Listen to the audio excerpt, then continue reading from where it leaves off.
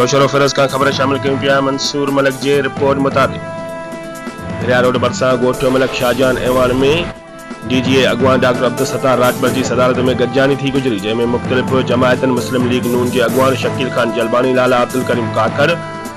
मलक वसीम ऐवान, फंक्शनल मुस्लिम लीग तालका भरियासिटी के अगवान फ़कीर अफजल कीरियो, निसार अहमद कीरियो समेत इलाके के मुअज़्ज़िज़ीन शिरकत कई, जंहिंमें बाज़ाब्ता तौर यूसी राजू कीरियो पैनल लाइ डीजीए जे प्लेटफॉर्म तां बल्दियाती चूंडूं वेहण जो फ़ैसिलो कियो वियो, जंहिंमें ज़िला काउंसिलर लाइ ज़ाहिद हुसैन लाखो, चेयरमैन लाइ फ़कीर हाजी Shamsuddin Keerio, vice chairman Nisar Ahmed Birohi, councillor फ़कीर अफजल कीरियो, सदाम खासकेली, ग़ुलाम नबी रखन, अवैस कलोड़ो ऐं ॿिया उम्मीदवार चूंडिया विया, जॾहिं त मख़सूस सीटुनि लाइ नालनि जो ऐलान बाद में कयो वेंदो।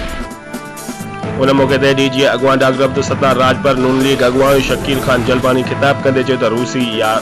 यूसी राजू कीरियो ते गजल मिशावरत सां जीडीए तरफ़ां उम्मीदवार बीहारिया विया आहिनि। असांजो मुक़ाबिलो पीपल्स पार्टी के करप्ट टोले सां आहे। यूसन टाउननि जी बजट पीपल्स पार्टी के वडेरनि जे बंगलनि ते ख़र्च थिए थी। उन मौके ते मलक शाहिद ऐवान, मलक फज़ल ऐवान, एजाज़ हिस्बानी समेत ॿियनि मुअज़्ज़िज़ीन पिणु शिरकत कई।